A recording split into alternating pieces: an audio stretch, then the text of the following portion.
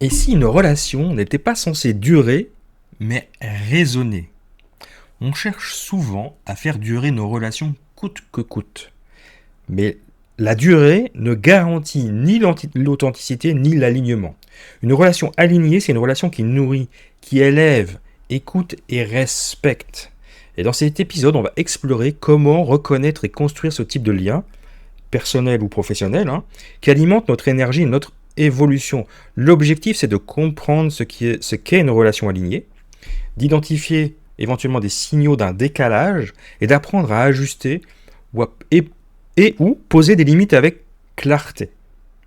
Bonjour, je suis Christophe Rousseau, ingénieur physicien, créateur du leadership holistique, podcasteur, écrivain, coach et apprenti druide. Alors commençons par explorer ce qu'est une relation alignée. Moi je dirais qu'une relation alignée, elle repose sur 3 piliers fondamentaux. Premier pilier, c'est l'authenticité. Tu peux être pleinement toi, sans masque, sans peur de jugement. C'est-à-dire que tu peux oser exprimer tes vérités, même lorsqu'elles bousculent. Donc tu ne portes pas de masque.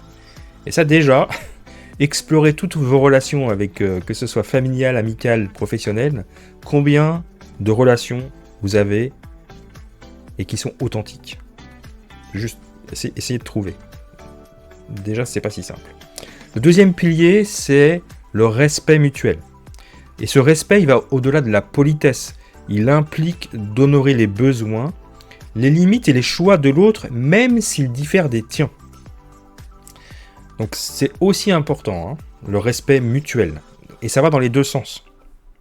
Donc je vous invite aussi à explorer comment vous respectez les personnes avec qui vous êtes en relation, vos amis, votre famille ou vos collègues, et comment eux vous respectent. Puis le troisième pilier, c'est l'échange réciproque. Et donc là, il ne s'agit pas d'un échange commercial, j'ai rien à te vendre, tu n'as rien à me vendre, mais d'un équilibre énergétique. Comment chacun apporte sa présence, sa vulnérabilité, son écoute. Donc voilà, ces 3 piliers sont vraiment des piliers essentiels d'une relation alignée. Et pourquoi c'est crucial ? Parce que ton équilibre de vie dépend largement de la qualité de tes relations. Une relation alignée, ça soutient la vitalité. Une relation désalignée, ça va l'épuiser, ça va te pomper de l'énergie. Donc quand tu vois quelqu'un avec qui tu as une relation, avec qui tu as une relation importante, pour toi, c'est important de le voir. Si quand tu quittes cette personne, tu te sens épuisé, pose-toi des questions. Est-ce qu'elle respecte, est-ce que cette relation, c'est pas juste l'autre, c'est toi aussi, respecte les 3 piliers dont je viens de te parler. Parce que tes relations sont le reflet de ton alignement intérieur. Si tu fais des compromis excessifs, tu t'éloignes de toi. Parce qu'une relation qui te vide au lieu de te nourrir est une fuite énergétique qui t'éloigne de ton leadership holistique. Et tu mérites des relations qui te ressemblent, pas celles où tu dois te rétrécir pour entrer dans le cadre. Je voudrais te citer une étude menée par l'Université de Californie en 2022. Elle révèle que 85% des individus engagés dans des relations alignées se disent pleinement satisfaits de leur vie. Cette satisfaction globale, elle n'est pas liée à un statut social, mais à la qualité des liens qui sont tissés. Ce chiffre met en lumière l'importance vitale de l'alignement relationnel comme pilier du bien-être existentiel, bien au-delà des apparences ou de la durée des relations. Une collaboration où mes valeurs étaient ignorées a été source de fatigue chronique. Je vais te donner 2 exemples. Une où j'ai un exemple extraordinaire, parce que vraiment j'ai eu une période de ma vie, on va parler du travail, je travaillais à l'hôpital, où un de mes supérieurs, alors c'était pas mon supérieur direct, c'était la personne au-dessus, on avait clairement un problème de respect de son côté, et des valeurs, jusqu'au point où moi ça m'a mis dans une situation de burn-out. C'est-à-dire que cette personne qui avait évidemment beaucoup de pouvoir, alors je suis aussi responsable d'avoir nourri cette mauvaise relation, évidemment, mais ça m'a mis dans un état, ça m'a vraiment poussé jusqu'au burn-out, parce que je me sentais pas respecté dans mes valeurs, je n'étais pas écouté, alors je me faisais pas comprendre, ça c'est clair, et cette personne était très difficile. Alors, c'était pas, comment dire, je l'ai compris après, hein, mais c'était pas dirigé contre moi spécialement, puisque ce comportement qu'il pouvait avoir, il l'avait avec beaucoup d'autres personnes. Mais moi, je me suis pas mis dans une situation de me faire respecter. A contrario, j'ai un autre responsable hiérarchique aussi, toujours à l'hôpital. Alors c'était il y a quelques années, donc c'était plus tôt. Au tout début de, de ma prise de poste, je vais y arriver. Alors ça c'est situation de l'hôpital, je sais pas si vous avez connu, mais moi j'avais 3 chefs. J'avais un chef, et puis enfin j'avais 2 sur les 3, donc qui étaient vraiment avec qui j'interagissais beaucoup, le troisième un peu moins, mais sur le papier j'avais 3 chefs. Et un de ces chefs était quelqu'un qui pouvait avoir tendance à être écrasant, difficile, vraiment dénigrant, et puis on n'était pas parti du bon pied. Euh, et, euh, et donc, quand j'avais des échanges avec lui, je me sentais pas respecté non plus dans mes valeurs. Et j'avais l'impression qu'il ne reconnaissait pas mes compétences, et c'était probablement le cas d'ailleurs, hein. Et alors j'ai dû travailler déjà d'un point de vue de l'exemplarité de ce que je faisais pour lui montrer que j'étais compétent. Et puis un jour, dans une réunion où je sentais que vraiment je me sentais écrasé, à un moment j'ai dit stop. J'ai dit stop, ça je suis pas d'accord. Tu me parles pas comme ça. Moi je me sens pas respecté. Voilà, j'ai mis les points, j'ai mis les limites. J'ai posé mes limites et à partir de ce moment-là, il n'y a plus eu de problème. J'ai été respecté dans mes valeurs. La personne en face m'a toujours considéré correctement. Alors ça ne veut pas dire qu'elle a toujours eu une bonne attitude, mais en tout cas, moi j'ai plus de problème avec cette personne-là. Donc c'est important d'avoir un dialogue simple et honnête, ce que j'avais pas fait avec l'autre manager qui m'avait écrasé et qui m'a poussé jusqu'au burn-out. J'ai pu le faire avec cette personne-là, et donc on en voit le résultat. Donc voilà, c'est juste pour vous montrer que on peut avoir des personnes, alors ça peut être professionnel comme ça peut être amical ou familial, les parents par exemple, hein, si on ne pose pas les limites, par rapport au respect et aux valeurs, mais on se fait manger. Et on est autant responsable que la personne en face, hein. Qu'on soit clair.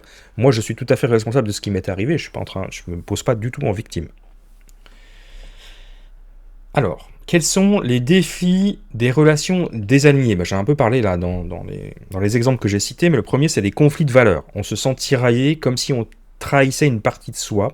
C'est vraiment un signal clair que quelque chose ne résonne plus intérieurement. Par exemple, le décalage sur l'intégrité avec un ami proche où chaque échange devient inconfortable parce que nos visions de l'honnêteté sont pas compatibles ou parce que... je vais donner un exemple très simple. Moi, je suis quelqu'un de... Vous savez que je suis apprenti druide, je suis un humaniste, j'ai une fibre écologique, j'aime beaucoup... voilà, j'ai certaines valeurs qui évidemment sont pas très compatibles avec les valeurs de l'extrême droite, on va être très clair.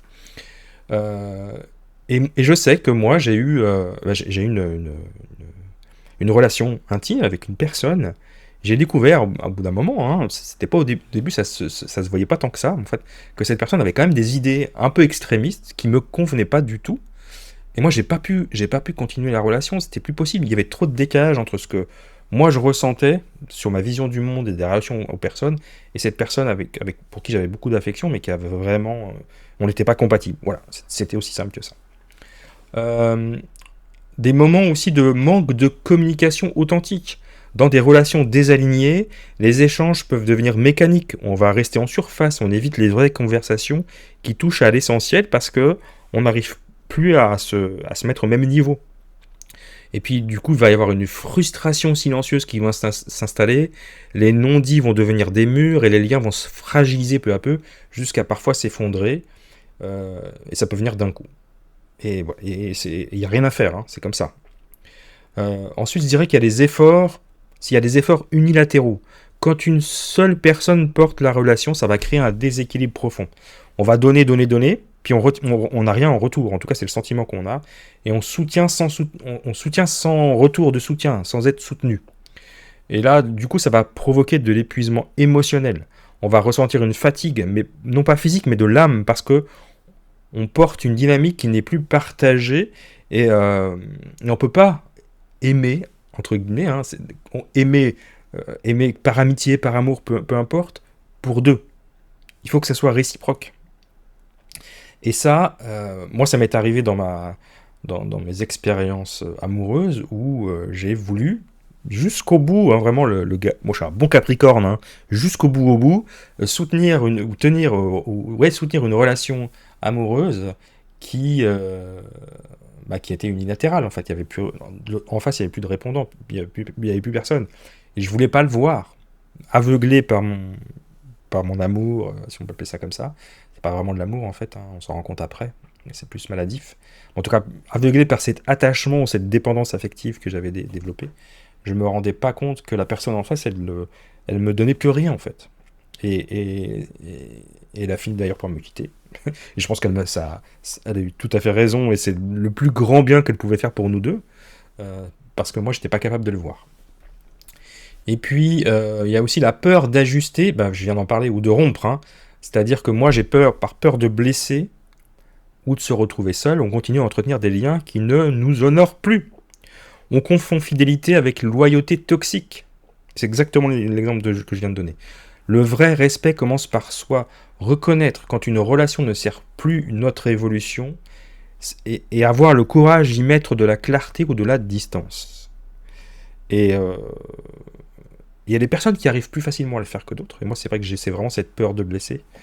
Et j'ai du mal à le faire. Et donc, c'est plus souvent la personne que ce soit une relation affective, amoureuse ou amicale, c'est souvent la personne qui part plutôt que moi qui pars, j'avoue, hein. Ça fait partie de mes choses sur lesquelles, les choses sur lesquelles j'ai encore besoin de travailler. Alors, je vous propose quelques pratiques pour construire des relations alignées. Premièrement, déjà, il faut clarifier toi tes valeurs. Parce que si tu n'es pas capable de savoir quelles sont tes valeurs, comment peux-tu expliquer à l'autre que la personne ne respecte pas tes valeurs? Donc, liste vraiment les 3 valeurs non négociables. Ça peut être la bienveillance, la transparence, l'engagement, le respect, enfin voilà, il y a tout, la sécurité, l'honnêteté, transparence, ça va un peu ensemble. Voilà, toutes ces valeurs qui sont pour toi non négociables. Puis fais un scan rapide de tes relations principales. Est-ce que ces valeurs sont respectées ou mises à mal? Et donc il faut vraiment faire exemple après exemple, hein, chaque personne avec chaque personne. Que ce soit tes relations professionnelles, amicales, amoureuses ou familiales. Fais un scan, un petit tableau avec ces 3 valeurs et puis mets des croix là où c'est respecté, puis des zéros là où c'est pas respecté. Moi, dans une ancienne collaboration, j'ai besoin de clarté. Et souvent, moi, la clarté, elle est dans ma tête, hein, mais elle n'est pas forcément exprimée. Et donc, du coup, je me retrouve facilement à naviguer dans le flou. Donc, pour moi, ça, c'est un signal fort d'ajuster cette relation. Et c'est à moi de faire ce travail parce que je dois prôner cette clarté et je dois là aussi la défendre. Donc voilà, c'est un sujet sur lequel je travaille aussi encore. Le deuxième point, après clarifier ses valeurs, c'est s'exprimer avec courage et bienveillance. Préfère une vérité qui libère à une harmonie superficielle. Oser dire ce que tu ressens, même si c'est inconfortable, ça permet de créer une base solide. Alors je sais que si vous êtes comme moi, la peur du conflit, la peur de blesser, des fois ça nous empêche de dire des vérités qu'on devrait dire parce que du coup ça va créer beaucoup de frustration. Et pour la personne en face, elle ne peut pas comprendre, parce qu'elle ne peut pas deviner malgré ce qu'on pense. Elle ne fait pas de la télépathie, elle ne peut pas deviner ce qu'on pense. Donc dire à un ami que tu te sens mis de côté, plutôt que de te taire ou de ruminer, ça peut renforcer le lien, si c'est bien accueilli, ou clarifier s'il est temps de prendre la distance. Ça peut aussi être le moment de dire, finalement, ça ne joue plus entre nous, parce que moi j'ai besoin, quand on prend rendez-vous pour se voir, j'ai besoin que tu viennes, en fait. Si tu annules tout le temps à la dernière minute, c'est que tu n'as peut-être pas envie de me voir, donc si tu n'as pas envie de me voir, peut-être qu'on arrête de se voir. Mais il faut avoir cette discussion. Il faut l'avoir de manière simple, hein. Évidemment, la communication non violente, la communication bienveillante pour ça est très utile.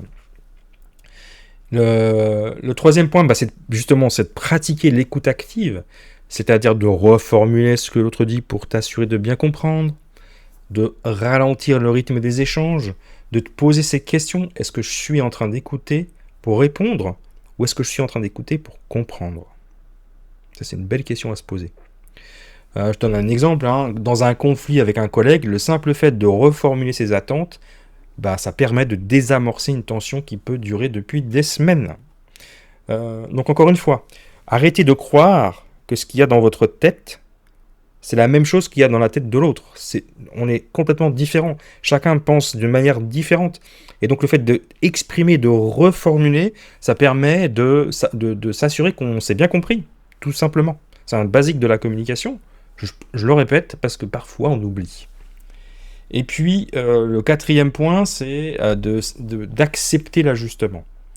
D'accepter que toute relation évolue. D'accepter de mettre à jour la façon d'être ensemble sans drame ni reproche. C'est aussi d'accepter peut-être que la relation doit s'arrêter et de laisser partir l'autre, de se séparer. Parce qu'on ne peut plus être amis, parce qu'on n'a plus rien en commun, parce qu'on a un chemin d'évolution qui est différent, ou parce que, je parle d'amitié, mais ça peut être d'amour, évidemment. Alors évidemment, derrière des impacts entre l'amitié et l'amour, c'est pas la même chose, d'accord. Surtout que si on parle de relations amoureuses, on peut avoir fonder une famille, avoir des enfants, avoir une maison, etc., etc. Donc les conséquences ne sont pas les mêmes. Donc évidemment que y a un travail à faire avant de se dire stop, on n'y arrive plus.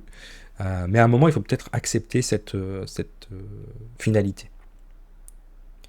Moi, ça m'est arrivé d'avoir des amis très présentes à un moment de ma vie, puis à un moment, la personne est partie, et puis c'est ok. Il n'y a pas de jugement à porter, c'est que cette personne-là, j'avais besoin d'elle, elle avait besoin de moi, puis à un moment, c'était plus, la relation n'était plus utile, en fait, ni pour l'un ni pour l'autre. J'ai une citation de Brené Brown que j'aime bien, parce que, justement, ça, c'est... Puis, je la dis parce que c'est aussi pour moi. La clarté est un acte d'amour. Je répète. La clarté est un acte d'amour. C'est une belle citation que je vous livre, et que je me livre à moi-même aussi, parce que je pense que j'en ai bien besoin. Alors, je rappelle Brené Brown. Si vous n'avez pas écouté mes épisodes précédents, je la cite souvent. C'est une chercheuse, professeure et auteure américaine, qui est une référence mondiale dans l'étude de la vulnérabilité, du courage et de l'authenticité. Elle a fait un TED Talk qui s'appelle The Power of Vulnerability, le pouvoir de la vulnérabilité, et qui est vraiment super. Donc je vous encourage à aller voir sur YouTube. Et puis elle écrit des ouvrages comme Dare to Lead ou Le pouvoir de la vulnérabilité. Elle démontre que la force du leadership réside dans notre capacité à être profondément humain. Et donc pour elle, dire la vérité avec clarté, même quand c'est inconfortable, est l'un des actes les plus puissants d'amour et de respect. Son approche du leadership conscient inspire un nombre croissant de leaders, dont je fais partie. Et ça inspire vraiment les leaders à placer la transparence, la connexion et la résilience au cœur de leur relation. Donc je répète cette magnifique citation de Brené Brown, la clarté est un acte d'amour. Alors maintenant, je vais vous donner quelques outils, quelques rituels et quelques ancrages peut-être pour des choses un peu pratiques. Faites premièrement un bilan relationnel. Je le disais tout à l'heure, c'est bien de faire le bilan par rapport aux valeurs. Donc prends une feuille blanche. Note les personnes avec qui tu interagis le plus souvent et avec qui tu veux... Voilà, avec qui la relation est importante pour toi, de ton côté. Écris à côté de chaque nom, je me sens nourri et je me sens vidé après chaque interaction. Et puis, mets des petites coches quand tu les vois. Après un coup de téléphone avec ton collègue Eric, est-ce que tu ressens de l'enthousiasme ou tu ressens de la lourdeur ? C'est un simple exercice qui va te surprendre pour sa clarté immédiate. Alors ça ne veut pas dire que il faut quitter tous les personnes avec qui il n'y a pas de clarté ou il n'y a pas d'interaction positive ou tu ne te nourris pas. Ça veut juste dire qu'il y a un travail à faire par rapport à ça. En tout cas, il faut déjà en être conscient. Puis après, c'est de savoir si ces interactions, elles ne te nourrissent pas ou elles t'épuisent à cause de la personne ou à cause de toi, par rapport à ton attitude à toi aussi. Parce que souvent, la personne, elle interagit en fonction, c'est un effet miroir. Donc c'est intéressant aussi de se poser la question du soi. C'est important de se poser la question du soi, de savoir qui est, entre guillemets, responsable de l'interaction. Deuxième outil que je te propose, c'est le rituel de gratitude. une fois par semaine, choisis une personne significative dans ta vie et exprime-lui ta reconnaissance. Oui, oui, oui, c'est possible de faire ça. On a le droit d'aller voir une personne et lui dire, écoute, je prends plaisir à être ton ami, ou je prends plaisir à travailler avec toi pour telle et telle raison. Et tu verras. Alors moi, j'ai fait une expérience que j'avais jamais fait auparavant. C'était pendant un stage de druide. Donc évidemment, déjà, on est avec des personnes qui sont dans les mêmes valeurs que nous. Et il y avait une femme qui attendait un bébé, du coup, qui était enceinte, qui s'appelle Sandrine, que je trouvais extrêmement belle et rayonnante. Voilà, je trouvais vraiment, c'était une belle personne. Et plus j'apprenais à la découvrir, et plus je la trouvais magnifique. Et à un moment, j'ai pris mon courage à deux mains, je suis allé la voir, puis j'étais lui dire, écoute, il faut que je te dise quelque chose. Je trouve que tu es que tu es une belle personne, que tu es belle, tu mets de l'intérieur et de l'extérieur, tu es rayonnante, et je prends beaucoup de plaisir à te côtoyer. Elle m'a pris dans les bras et elle a pleuré tellement c'était beau. Elle a dit, personne, ça fait longtemps que personne ne m'a dit quelque chose de pareil. Surtout venant d'un homme, voilà. Et il n'y avait pas d'intention derrière. Elle avait, à part juste la sincère honnêteté de vouloir dire à quelqu'un, je prends du plaisir à être à tes côtés, je te trouve très belle, etc. Donc voilà, on peut dire des choses comme ça, de manière très simple. À partir du moment où ça part du cœur, la personne va bien le recevoir. Ça peut être un message vocal, ça peut être une lettre, ou un simple regard accompagné d'un merci sincère. Et puis le troisième outil que je te propose, c'est la conversation miroir. Alors, c'est pas toujours confortable. On se met devant, on est seul devant le miroir et on formule à haute voix ce qu'on ressent vis-à-vis d'une relation complexe. Dis ce que tu aimerais dire à l'autre, mais sans filtre ni censure, juste pour entendre ta propre vérité. Juste pour voir ce que ça fait de le dire, en fait. Je sais pas, tu pourrais dire je me sens invisible parce que tu m'interromps constamment. Cette pratique, elle va aider à préparer la conversation réelle avec plus de clarté, de calme. Donc, encore une fois, je t'encourage à utiliser la CNV. Pour ça, j'ai de nombreux podcasts qui en parlent. Et le fait de le pratiquer devant le miroir, ça va te permettre de t'entraîner un petit peu. Et puis, le quatrième outil que je te propose, c'est l'engagement d'écoute. Pendant une journée, engage-toi à écouter sans interrompre ou à poser des questions ouvertes et à reformuler les propos de ton interlocuteur. Et c'est plus difficile qu'on ne croit. En tout cas, moi, j'ai beaucoup de peine parce que... Alors, vous allez me dire, oui, c'est dans ma tête, mais moi, j'ai toujours l'impression que mon cerveau va trop vite, et donc j'ai envie d'interrompre la personne ou de finir sa phrase, en fait. Et puis, je vais me faire vite une opinion, plutôt que d'écouter, de poser des questions ouvertes. Et puis de reformuler les propos, ça c'est intéressant, de pratiquer. Donc, essayez une journée, la journée idéale de j'écoute sans interrompre, je pose des questions ouvertes et je reformule des propos des personnes avec qui j'échange. Et puis note en fin de journée ce que cette posture a changé dans tes échanges. Et tu verras que, alors déjà toi tu vas te sentir un peu mieux, mais tu verras que la personne en face, les personnes avec qui tu auras pratiqué ça, elles vont changer leur façon de se comporter vis-à-vis de toi. Donc ça c'est très intéressant. Voilà, donc je te remercie. On a passé un bon moment ensemble. Je vais te rappeler un peu les choses essentielles de cet épisode parce qu'il est super important. Le premier point, c'est qu'une relation alignée, c'est un espace d'épanouissement, un lieu d'élévation réciproque où chacun peut grandir sans se trahir. Je répète parce que c'est important. Une relation alignée, c'est un espace d'épanouissement, un lieu d'élévation réciproque où chacun peut grandir sans se trahir. L'alignement n'exclut pas la différence, mais l'honore. C'est dans l'accueil de nos nuances que se crée la vraie connexion. Rompre ou réajuster n'est pas un échec, c'est un acte de maturité relationnelle, c'est dire oui à la vie qui change, à la clarté qui libère.